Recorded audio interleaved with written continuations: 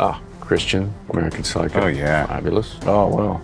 Keep it in the family. Oh, Lahane. Do you know this one? No, I do not. There Will Be Blood. There Will Be Blood. Excellent film. Heat, absolute classic. Amazing film. Huge influence on Dunkirk, actually. Very influential on The Joker. It's a pretty magical piece of film score, actually. Problem with Chris is he's seen every film that was ever made. Every film. What an amazing place.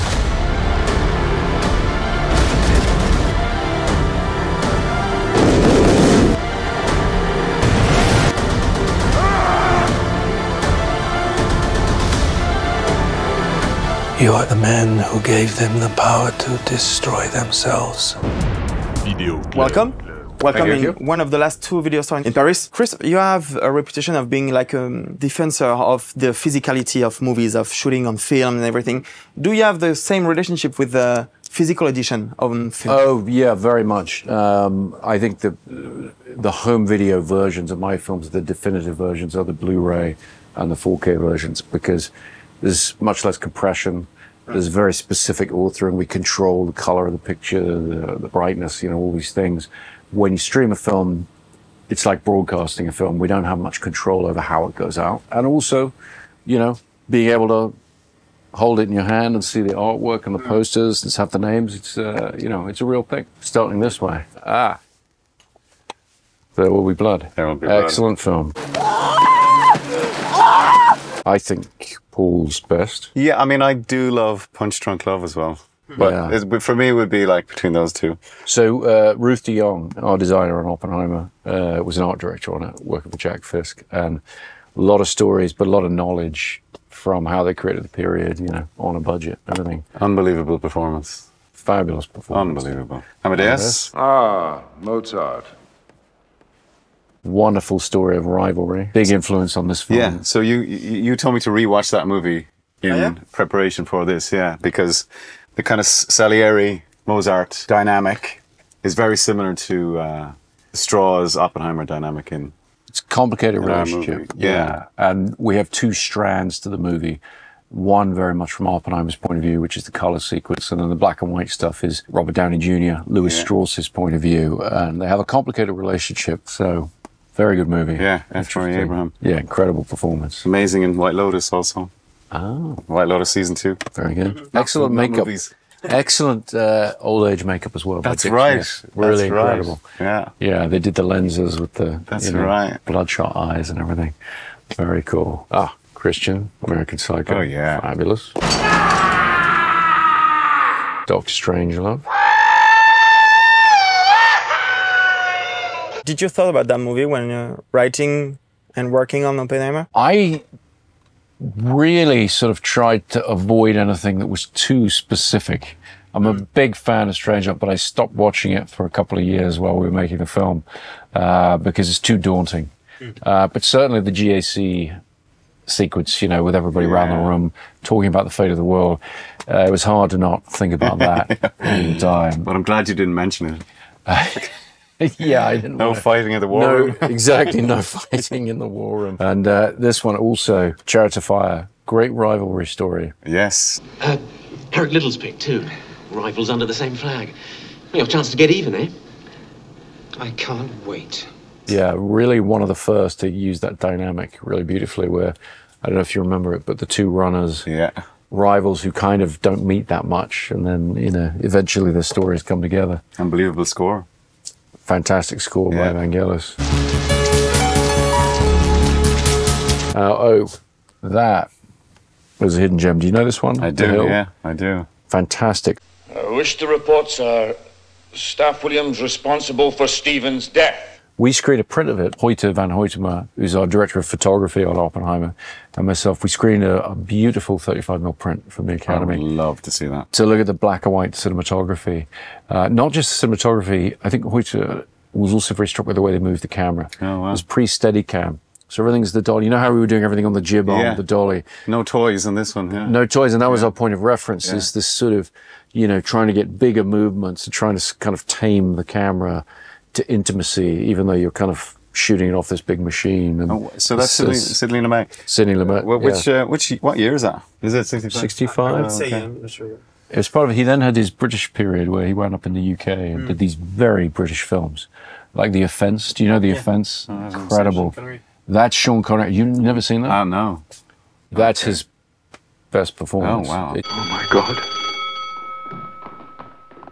A level of craft from Sean Connery that you won't have seen anywhere else. Okay. It's The really problem stunning. with Chris is he's seen every film. Not every film, but that his movie is absolutely stunning. Absolutely stunning. Very depressing. Is it? Yeah, I love makes The Hill look films. like a comedy. Heat, absolute classic. Yes. I spend all my time chasing guys like you around the block. That's my life. Doesn't get much better than that. No, I've been talking about this one for years. Yes. I kept ripping it off. Best shootout. Big influence on The Dark Knight. Best shootout sequence. Incredible shootout. Oh, Scarecrow, one of my all-time favorite films ever. Hackman and Pacino. Hackman and Pacino, both of them kind of, I think Pacino had just done Godfather, and I think Hackman had just done French Connection. Right. So they were both like at the top of their careers, and they just made it all, they shot it all in sequence. Yeah, all the way across America. It's absolutely beautifully shot. I rented this movie by accident in a movie store when I was looking for a scary movie. And then I fell in love with it. But that was the thing with the video shop. Yeah. You know, you'd come in and you'd just find something. Yeah. You know, there's no real equivalent. You sit there with your remote at home. Yeah. Thumbnails coming up. It's not the same as coming in and being inspired. This one, we screened a print of this, JFK. Put a third team down here in this building here on a low floor. Kennedy gets the kill zone there. It's a turkey shoot. We screened it in prep because the thing about JFK is my memory of it. I hadn't seen it since it came out. It's dialogue, it's suspense, you know, about people dealing with very, very serious things, but a lot of it through the dialogue, and yet it feels like an action film. Yeah, totally. And watching it again, it was incredibly powerful. I like to think that our film is a little more historically accurate. No comment. Oh, Ken Loach. Oh, we missed Ken. There you go. Moi, Daniel Because Blake. he was his second Palme d'Or. Yes, one of the greatest living filmmakers. It is. Now there's 4 candles, right? And you don't burn yourself. I won't burn myself. Don't worry about that. Working with him changed my approach to screen acting. How is he to work with? Absolutely amazing. I am not a dreamer, I am a realist, Teddy. Again, everything shot chronologically. Really? There is no script. You don't ever see this finished script until the end. So you shoot the sequences as the character would experience them, and real stuff happens in camera. You know, when Shakes the Barley, a lot of the black and tans would come into scenes when we hadn't prepared, and so you react completely viscerally, honestly. And does he use long lenses? Is he all back long from lenses on sticks? So you're kind of because I mean, his films always they're the only films I've ever seen that feel like documentaries. Yeah, where you could confuse it with documentary. Yeah, and he uses a lot of performances, non-professional actors, and yeah, wow, yeah, incredible. No marks like a bit on your set on Oppenheimer. Yeah. And he doesn't say cut or action. He just says, off you go. Off you go. Yeah. Very good. Oh, In the Name of the Father. Second Daniel Day-Lewis performance. What are you doing to me? That was a huge film for me growing up. And I think for people of my generation in Ireland. So he'd done My Left Foot with Sheridan as well? That's right, just before that, yeah. And I think this was 93 or something. But it was huge in Ireland. And I think it did really well over the... Does he have any Irish roots, or was he just... Daniel? Yeah. I believe he does. He lives in Ireland now. I can't remember exactly. But his dad is Cecil Day-Lewis. Right? Yeah. I mean, he was very, very English. I believe there are some roots there, or maybe he's just an adopted Irishman. But totally We'll convincing. take him. Yeah, totally convincing. Yeah. Amazing actor. Absolutely. Yeah. Mr. Hardy. Yeah, Mr. Hardy. What a And transformation. love. Yes. I know. One of our old co-conspirators. Thin Red Line. I blew my butt up! I blew my butt up! Fantastic war movie. Absolutely poetic. I don't know if you've ever seen that one on the big screen. It's no, I have very not. beautiful. Yeah, it's really. Have you got a print of that? Remarkable. I've borrowed a print of it before. Right. But, no, there's a very good Blu-ray as well, Criterion Blu-ray. But yeah, just a phenomenal movie with a score.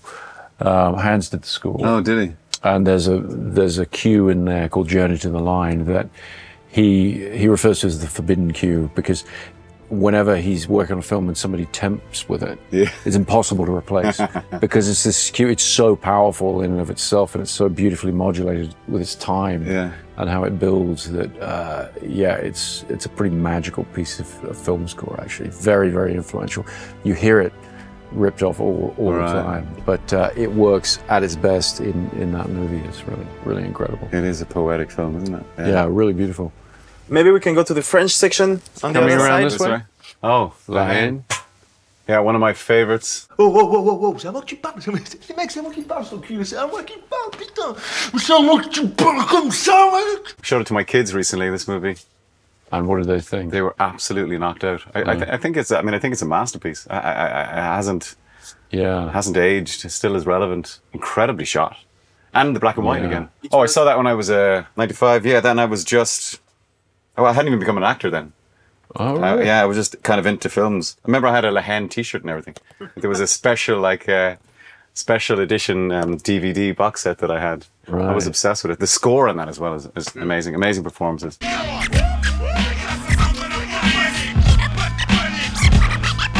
Yeah, Vincent Cassel, was it Vincent Cassel's first film? Or? Matthew Kassovitz directed, right? Yeah, Salle de Peur, Wages of Fear. You'll fast, Luigi. The winner will take the big truck and leave immediately. The others will follow half an hour later in this one. It's a safety margin. Amazing film. Huge influence on Dunkirk, actually. We screened a print of that for it.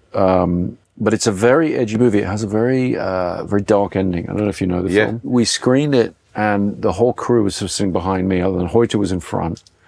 And I was sitting there with Emma. We watched the whole film, and I'd been watching a series of films to try and figure out, okay, what could help us? What could tell us something? And this was the one that has the process, the tension of detail, and then, you know, they have the whole thing with the oil and all this stuff. And I sort of got up at the end like, great, this is amazing. You know, Hoyte had a big smile on his face. And I turned around and the whole crew was angry with me. They were so upset about the ending of the film. They're like, why have you shown that to us? Why? It's a pretty dark ending.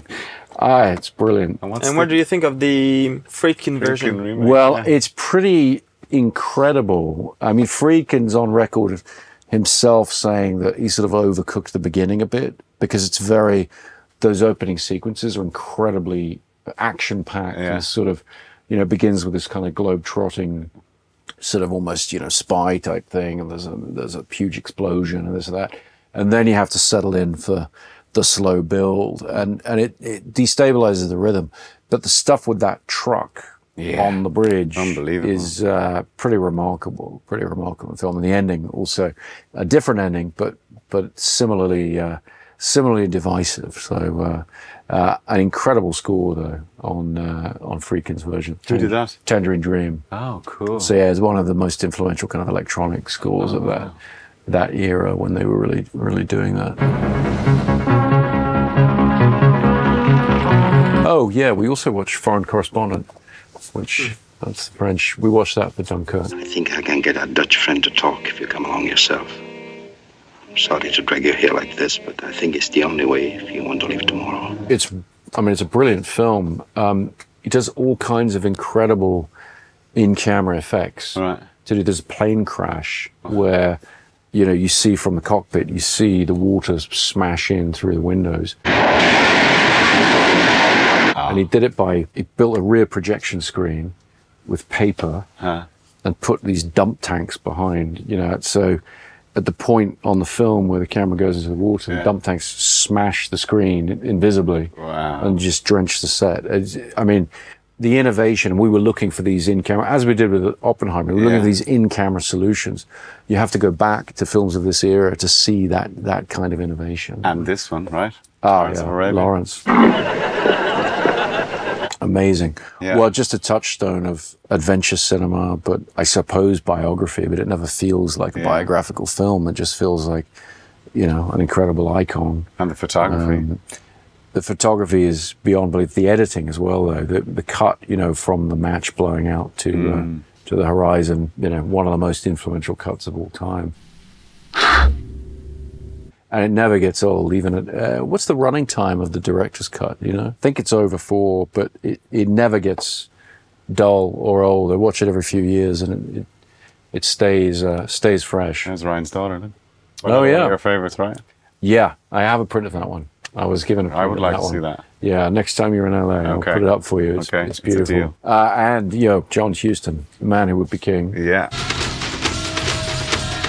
With our dear friends, Sir Michael Caine, Sean Connery again. Yeah. Two of them together, the chemistry there, just fabulous. And the adventurous spirit of that film. He's playing posh in that, piece of isn't he? work. No, he's sort of playing. No, you're thinking of Zulu. You're thinking Oh, of I am Zulu. thinking of Zulu. Yeah. No, this is these two kind of. I have seen it. I get confused. Yeah, these are the these couple of chancers. Yes, I the have British seen it. Army who decide to go and be kings. Yeah. Oh, there we go. Citizen Kane. Welcome, Mr. Kane. Welcome. I mean, I think any time, you know, dealing with Oppenheimer, we're asked about why we have a non-chronological structure. Why we, you know, you go back to Citizen Kane, you're like, that's how you try to get a feeling of a person's life in a couple hours. And it's fiction, but, you know, pretty closely based on William Randolph Hearst. And the innovation of filmmaking technique. You know, today I was talking about how films after this, when television came along, they got very linear. Yeah. The adventurousness and the radical nature of this structure is still, it's still as radical as it was the day it was made. I mean, it's phenomenal. And incredible cinematography by Greg Toland. Oh, and this you won't have seen. This is one of the greats. So this is Greed. I have not seen that. Eric von Stroheim. It's a lost masterpiece. They don't have his version of it. Okay. And there are all kinds of legends and rumors about how long his version was. Right. There's a pretty good reconstruction that one of the TV stations did where they used stills to try and build the lost scenes. Right. But it's an incredible film with one of the most amazing endings of all time. Okay. But I won't spoil for you, but yeah, really remarkable filmmaker and destroyed his career, you know. Really? Yeah. Yeah, and then he crops up many years later in Billy Wilder's Sunset Boulevard, playing a sort of version of himself. Oh, wow. Yeah. Oh, well, keep it in the family.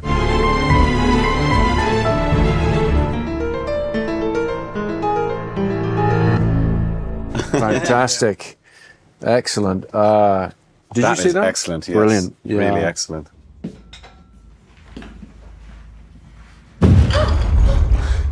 Yeah, very brilliant film.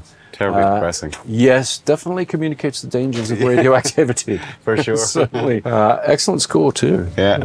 Really brilliant. Dr. Mabusa. AC. There you go. Cooling off. Do you know this one? No, I do not. Dr. Mabusa, Fritz Lang. One of the great silent serials. So it's, you know, they do episodes every week. Okay. But it's about a master criminal. Wonderful, wonderful stuff. Very influential on The Joker. I made Jonah watch it when he was writing the script. Idea of the master criminal in the city, and, you know, has this whole sort of operation going on. It's really brilliant. I'm a big Lang fan. Okay, I'll put Quite that on the list as well. And yeah, you must have seen this one. I have not seen this one. Merry Christmas, Mr. Lawrence. Oh, yes, I did. Different title. French title. French title. Yes, Yeah. of course. Merry Christmas, Lawrence. With Tom Conti. With Tom Conti. Who was in... Bringing It Home right at the end, who was an Oppenheimer performing a similar function. I mean, just that tiny little voice crack at the end where he just, all the emotion comes flooding in. And Mr. Bowie. Yeah, of course. Who you've worked with, obviously. I am proud to be able to say I have worked with. And one of the boasts of my career, doing Prestige with him. Yeah, really fun. What an amazing place. So many great movies. How long has it been here? 40 years. Wow. Well, thank you very much. Thank you. Thanks. It's been a blast. Konbini. Me old pal, Tom. Tom, I haven't seen it. Sorry.